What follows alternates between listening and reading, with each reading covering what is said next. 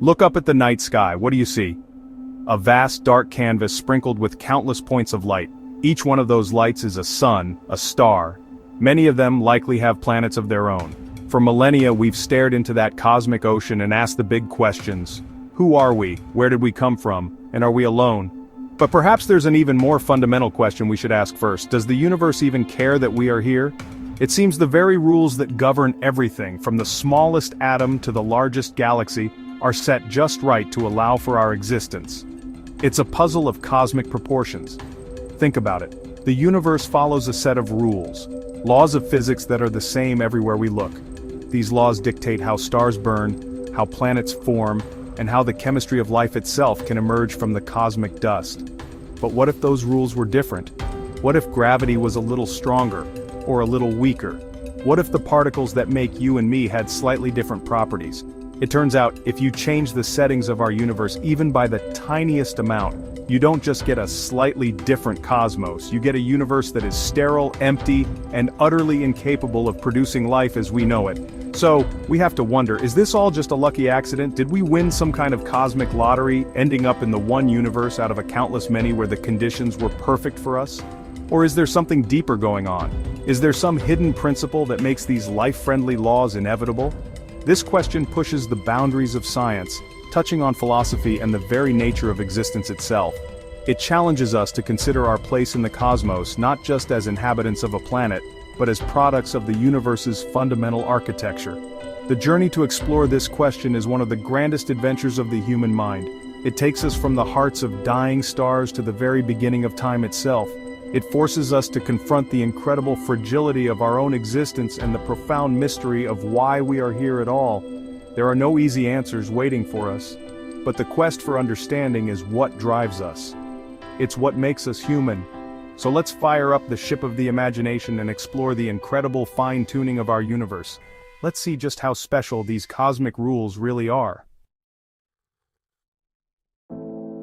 Every great recipe has a list of ingredients and precise measurements. A little too much salt and the dish is ruined, not enough yeast and the bread won't rise. The universe is no different. It has its own recipe, a set of fundamental numbers that we call physical constants. These aren't just random numbers, they are the bedrock of reality. They are woven into the fabric of space-time, dictating the strength of all the forces and the properties of all the matter and energy we see. These constants are the same here on Earth as they are in the most distant galaxy we can observe. Let's meet a few of these cosmic ingredients. There's the speed of light, often called c. It's the ultimate speed limit in the universe, the fastest anything can travel through space. Nothing with mass can ever reach it. Then there's the gravitational constant, or g. This number determines how strongly objects with mass pull on each other. It's what keeps your feet on the ground, the moon in orbit around the Earth, and the Earth in orbit around the Sun. It's the grand sculptor of galaxies, and the architect of solar systems, a force of attraction that shapes the entire cosmos. And what about the stuff we're made of? The properties of the tiny particles that build our world are also governed by constants. Consider the mass of an electron, or the strength of the force that holds the nucleus of an atom together. This is the strong nuclear force, and it's responsible for binding protons and neutrons together inside an atom's core. Without it, atoms couldn't exist, and neither could we. These numbers, and a few dozen others, form the complete instruction manual for our universe. They are the source code of reality. We didn't invent these numbers, we discovered them. Through careful observation and experimentation, physicists have measured these constants with incredible precision. They are the pillars upon which our understanding of the universe is built. But their discovery leads to a profound question. Why do they have the specific values that they do? Are these values arbitrary, or is there a reason they are set just so? This is where the story gets really interesting, because it seems these numbers are balanced on a knife's edge. Imagine you're at the control panel of the universe. In front of you are dials, each one controlling a fundamental constant. Let's see what happens when we start turning them. Let's take that dial for the strong nuclear force, the glue that holds atomic nuclei together. The current setting is perfect. But what if we turn it down, just a little bit, say, by only a few percent? Suddenly protons and neutrons can no longer stick together. The only element that could exist would be hydrogen with its single proton, No helium, no carbon, no oxygen, no complex chemistry, no life. Now, let's turn that dial the other way. Let's make the strong nuclear force a tiny bit stronger. In this universe, the nuclear glue is so effective that protons would have stuck together in pairs in the early universe. All the hydrogen would have been converted into something called diprotons. Stars as we know them, which are powered by fusing hydrogen, could never form. They wouldn't have any fuel to burn. Once again, you're left with a universe that is dark, simple, and completely lifeless. The dial has to be set exactly where it is for stars and atoms to work the way they do. Let's play with another dial gravity. Gravity seems like a mighty force to us, but on the cosmic scale, it's incredibly weak compared to the other forces. What if it were stronger? If you increased gravity's strength by just a small fraction, stars would burn through their fuel much faster and hotter. They would live for only a few million years, not billions. That's not nearly enough time for the slow, patient process of evolution to give rise to complex life on any orbiting planets. A stronger gravity would also have crushed the expanding universe back in on itself long before galaxies could even form. And if gravity were weaker, the primordial gas clouds that formed after the Big Bang would never have been able to clump together. The gentle pull of gravity wouldn't have been enough to overcome their expansion. No stars would ignite, no galaxies would coalesce. The universe would be a thin, cold, and eternally expanding soup of hydrogen and helium gas. No structure, no planets, no people. In every case, when we fiddle with the dials, we break the universe. It seems our existence depends on these numbers being exactly, precisely what they are.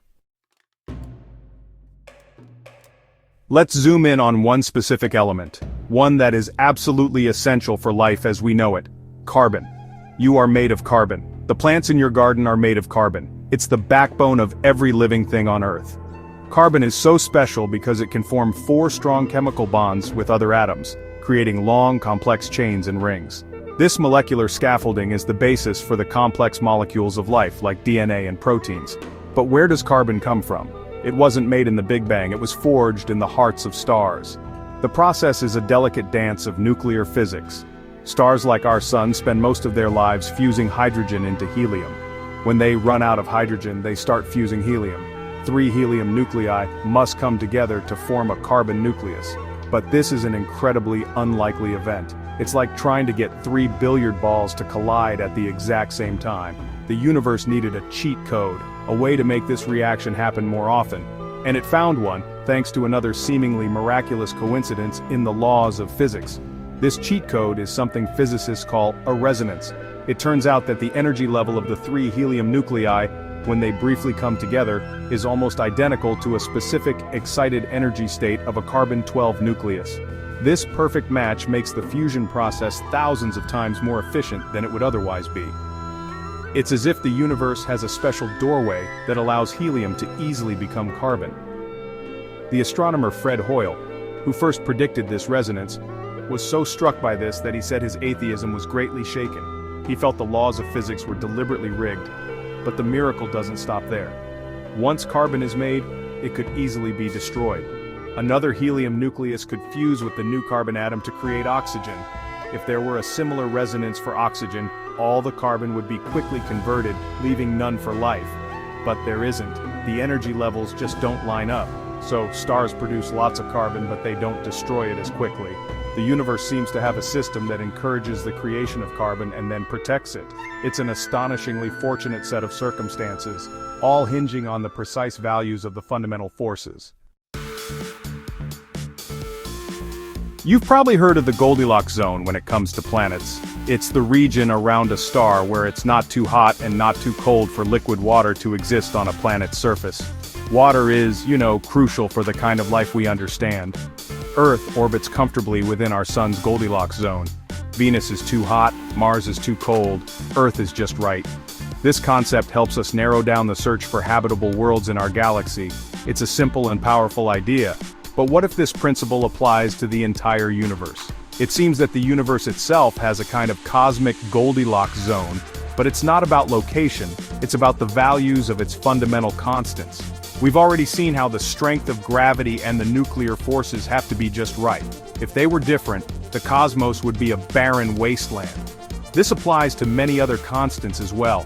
Take the amount of matter and energy in the universe. a value we call the cosmological constant. It drives the accelerated expansion of the universe. If this constant were much larger, its repulsive force would have been so strong that it would have torn the universe apart before gravity had a chance to form galaxies, stars, or planets. Everything would have, honestly, just flown apart in the first second of existence. If it were negative, its attractive force would have caused the universe to collapse back on itself moments after the Big Bang. Its measured value is incredibly small, close to zero, but not quite. It's fine-tuned to an astonishing degree, like balancing a pencil on its tip for 14 billion years. It's just right for a long-lived, structured universe. This just right problem appears over and over again. The mass of the neutron is slightly heavier than the proton. If it were the other way around, protons would have decayed into neutrons, and atoms could never form. The balance is exquisite. Even the number of spatial dimensions, 3, seems to be special. In a universe with 4 or more spatial dimensions, stable planetary orbits wouldn't be possible. The universe appears to be a delicate balancing act, a system where numerous independent dials are all tuned to the life-allowing zone. So the universe appears to be exquisitely fine-tuned for our existence. What do we make of this? One possible explanation is, well, maybe we're just incredibly lucky. Imagine dealing a deck of cards and getting a perfect royal flush. It's highly improbable, but it's not impossible. Perhaps the universe is the same. The values of the constants could be completely random, and we just happen to emerge in a universe where the numbers, by pure chance, landed on the life-giving combination. We won the cosmic lottery. This idea is formalized in something called the anthropic principle. The weak version of this principle states that the conditions we observe in the universe must be compatible with our existence as observers. This sounds a bit like a circular argument, but it has a simple, powerful logic to it. If the universe were any different, we wouldn't be here to ask the question in the first place. We can only find ourselves in a universe that allows for us. Any universe that is hostile to life will, by definition, have no one to complain about it. Think of it this way. It's not surprising that you find yourself living on a planet with oxygen, water, and a stable climate. You couldn't live on a gas giant like Jupiter or a scorched rock like Mercury. You naturally find yourself in a place that can support you. The anthropic principle extends this logic to the entire universe. We shouldn't be surprised that the laws of physics are life-friendly, because if they weren't, there would be no us to be surprised. It simply has to be this way for us to be here. This perspective dissolves the mystery of fine-tuning by saying it's a selection effect. We are the winners of the lottery, so of course we are here to celebrate our winnings. All the losing tickets, the sterile, empty universes with different constants, went unobserved. This explanation is scientifically conservative. It doesn't require any new physics or any grand cosmic purpose. It just requires one universe, ours, and a healthy dose of luck. But for many, this answer feels a little unsatisfying. It feels like it avoids the deeper question of why the odds were so stacked against us in the first place. If the odds of our universe existing by chance are astronomically low, maybe the solution is to have an astronomical number of chances. This is the idea behind the multiverse. What if our universe is not the only one? What if it's just one bubble in a vast cosmic foam of countless other universes? In this grander multiverse, each individual universe could be born with its own random set of physical laws and constants. Most of these universes would be duds. They would be sterile, collapsing in an instant or expanding into empty darkness. In this scenario, we're no longer talking about a single lottery ticket. We're talking about buying billions upon billions of them. If you have enough universes, each with a different set of dials, then it's no longer surprising that at least one of them, the one we happen to live in, would have the winning combination. The multiverse turns the improbable into the inevitable. Our finely tuned universe is not a miracle. It's a statistical certainty, given enough cosmic opportunities. We're simply living in one of the rare habitable pockets of a much larger, mostly inhospitable reality. This idea isn't just science fiction, it emerges naturally from some of our most advanced theories in physics, like string theory and eternal inflation. These theories suggest that the Big Bang that created our universe might have been just one of many such events. A cosmic process could be constantly spawning new universes, each one with slightly different physical properties. If this is true, then the anthropic principle finds a natural home. We find ourselves in this particular universe for the same reason we find ourselves on Earth instead of Jupiter. It's one of the few places where we can exist. The multiverse is a breathtaking concept. it expands our sense of reality beyond anything we've ever imagined. But it comes with a major challenge. How could we ever test it? By their very definition, these other universes are separate from our own, likely forever beyond our observational reach. We may never be able to get a direct glimpse of them. For this reason, some scientists are skeptical, arguing that the multiverse is more philosophy than science. It's a fascinating and elegant explanation for fine-tuning, but it may remain forever untestable. What if the answer isn't chance, either in a single universe or a multiverse? What if the fine-tuning is not a coincidence at all? Perhaps the values of the fundamental constants are not random. Maybe they have to be the way they are for reasons of deeper physical necessity. Maybe there is a single underlying law, a theory of everything, from which all these constants are derived. In this view, the dials are not independent, they are all connected by some hidden, beautiful mathematical structure. Physicists have long dreamed of such a theory. Albert Einstein spent the last decades of his life searching for a unified field theory that could connect gravity with electromagnetism. Today, that quest continues. Physicists are trying to unite the four fundamental forces of nature, gravity, electromagnetism, and the strong and weak nuclear forces, into a single, elegant framework. Theories like string theory or loop quantum gravity are our current best attempts. They propose that at a fundamental level, everything in the universe is made of the same stuff, governed by one master equation.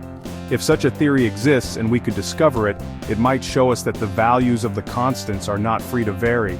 The theory might prove that for a universe to be mathematically consistent, the speed of light must have its value, gravity must have its strength, and the mass of the electron must be what it is. In this case, there would be no lottery to win. There would be only one way for the universe to be. The fine-tuning would be an illusion, a consequence of our incomplete knowledge. The universe is the way it is because it's the only way it could be. This is a deeply appealing prospect for scientists. It suggests that the universe is not arbitrary, but is instead governed by a profound and elegant logic. The search for this final theory is one of the ultimate goals of physics. It's the modern-day quest for the Holy Grail. We are not there yet. Our current theories are incomplete. But the hope is that as our understanding grows, we may one day find the master key that unlocks the deepest secrets of cosmic architecture and reveals why the universe is so perfectly suited for life. We have journeyed to the heart of matter and to the edge of the cosmos, all to confront a single profound mystery. The universe we live in seems to be built on a razor's edge, with its fundamental laws and constants tuned with breathtaking precision to allow for the existence of stars, planets, chemistry, and us.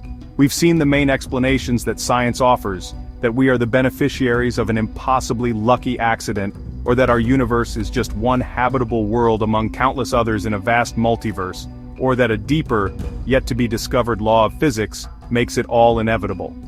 Each of these ideas stretches the human imagination. They challenge our sense of our own significance. Are we the improbable miracle of a single cosmos? Or are we the mundane outcome of a multiverse playing the odds? Or are we the necessary consequence of an elegant mathematical equation that is the blueprint for all of reality? Science gives us these possible frameworks, these stories we can tell about our origins, but it cannot yet give us the final answer. The data is not all in. This leaves room for another perspective, one that steps outside the bounds of science. Some look at the incredible fine-tuning and see evidence of purpose, of deliberate design. They see the hand of a creator who set the dials just right to bring forth conscious beings who could marvel at the creation. This is a matter of faith, not science, as it cannot be proven or disproven by experiment. It's an answer rooted in a different way of knowing, a different way of seeking meaning in the cosmos. It's a testament to the power of this question to inspire wonder in all of us. So where does that leave you? The question of why we are here remains one of the most powerful drivers of human inquiry. Whether you see the universe as a product of chance, necessity, or design, the fact remains that you are here. You are a part of this cosmos. You are a thinking, feeling being, capable of looking up at the stars and asking why. The universe, through you, has become self-aware, and for now the answer to the grand question is up to you to ponder. The cosmos awaits your verdict.